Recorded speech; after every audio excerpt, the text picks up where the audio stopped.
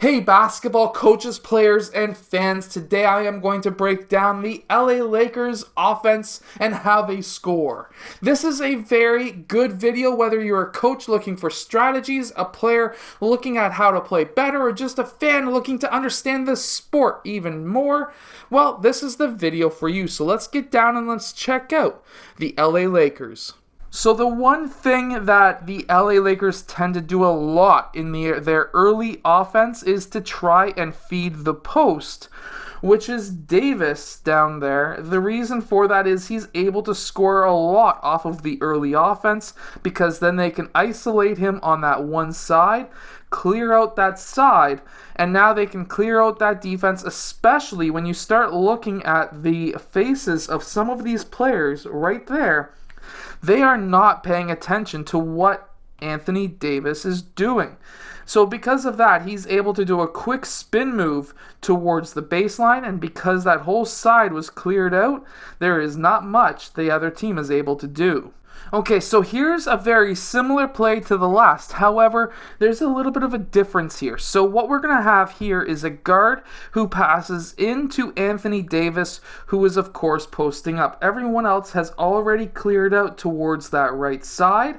Now, when they do that pass into the low post, this guard will sometimes, instead of just clearing out towards that right side along the point, he's going to cut baseline. Now, the idea behind this is if Anthony Davis thinks that this defender is going to get hung up on him and his defender is not going to leave to defend the baseline, or if he finds or feels like this is going to be a switch onto him so that his bigger defender leaves him because this guard's going to be cutting along the baseline, then he's going to then hand off the ball or not hand off the ball. So in this case, what he notices is he knows that that player is going to get hung up on him, and now this player is going to have an open baseline drive.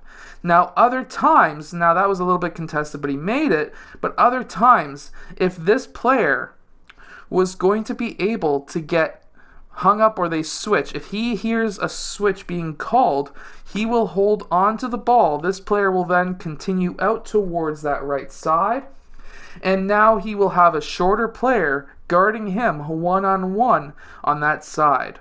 Now, this is actually a very simple 5-out play that you could run as a coach, but the LA Lakers tend to use it a lot. So 5-out being 5 players on the outside of the 3-point line. So what we're going to have is Anthony Davis, he's going to pass over towards the wing. Now this player here, he's going to be screening down for Kuzma, is going to be popping up. This player is going to be using Anthony Davis as a screen and driving towards the rim. Now, off of this play, what we're going to have is Caruso. He's going to be popping up to roughly the free throw line extended, and there's a reason for this. So what they're hoping for is either this player is going to go in for the layup or dunk. If he does, we have Anthony Davis, who is going to be cleaning up the mess. And then the other option we have here is when Anthony Davis cuts, that's going to be bringing this defender in, which leaves Caruso wide open. And because of that, if this player decides that he cannot make that shot, one of two things is going to happen. He's going to stop, he's going to pivot out, and he's going to be looking at one of these two players. Now, if he has an open passing lane to Caruso, obviously that's a backup option to Kuzma, but Kuzma's, in my opinion, not the greatest three-point shooter when covered, so that's just me anyways, and that's why Paul George is on him. Now, from there, he could kick out to Kuzma, but what we have here is just Anthony Davis cleaning up the mess, like we see here.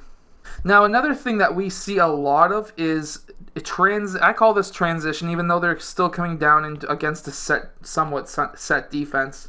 I still call this transition because there's no set play or set defense totally just yet. Now what we have here is a bigger center, in this case Howard, setting a screen for LeBron. Now the idea behind this is he is going to have a much slower defender on him, and even though LeBron James is quite a bit older, he is still quite strong, powerful, and also quick. So what we see a lot of in the early offense for the LA Lakers is a quick screen and roll for LeBron James by a center. And because of that and because of his speed, he's able to go in for a massive dunk. And this is something that is used because of obviously his strength and speed attributes, but also if there was a crowd, which there isn't now, well, we sort of have these Zoom called crowds, but whatever, what we have is such a massive dunk that it does get the crowd riled up, and of course gets his teammates riled up. He'll start screaming and everything, and it is a nice big dunk. And of course, if you can dunk like that, you'd be probably quite hyped up as well. Now, the one thing that teams really have to watch out for with the LA Lakers is offensive rebounds and what happens after the offensive rebound. So a lot of teams, they'll get that offensive rebound, they'll kick it out, sometimes make an extra pass for a three, because of course it's just a bonus basket. But this is not what the LA Lakers do when LeBron James is on the court. So when LeBron James is on the court and they get the offensive rebound, which will happen quite often with Howard, what you're going to see is LeBron James cutting straight down the middle of the court. And because of his strength and speed, there's not much defenders can do to be able to defend his drive. Now, I have made fun of LeBron James in the past because he, in my opinion, is not the greatest shooter. His shot does seem a bit awkward because of his overall strength and size. So I really wouldn't be looking at focusing on him as taking a three-point shot. And unless it's a last-second opportunity, I really wouldn't be defending him all that tightly from the three. I would be focusing on a few other players on the Lakers. However, when it's in the last few seconds, he does tend to hit a lot of shots. But what we do see here, and what you're going to see a lot of if they're trying to get three-point shots from LeBron, because his shooting form is not the fastest, they need to really set him up strong for an open three. So what we see here is a double screen with a stagger screen as well on top of it to get him wide open. And because his shot's slow, that's one of the reasons why you're going to see a lot of that. But he does tend to make a lot of shots, whether when there's less than a minute left on the clock or when he's left wide open like that. You need to have at least a hand in the face. Now, another play set that you're going to see a lot of from the LA Lakers is a horn set with a dribble handoff on that side. So what we see here is Caruso passing into Anthony Davis. We're going to have these three players clear out towards the right side. And what we're going to have here, if you don't know what a horns offense is when you've got players along the wing and then two players on each, or one player on each of the elbows. That's the elbow. So what we're going to have here is a pass into Anthony Davis, and we're going to have a clear out towards the other side.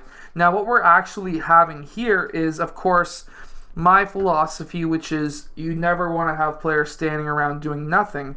So what we're going to have here is a dribble handoff with Davis. A dribble handoff is when he dribbles towards a player and then hands off the ball to that player.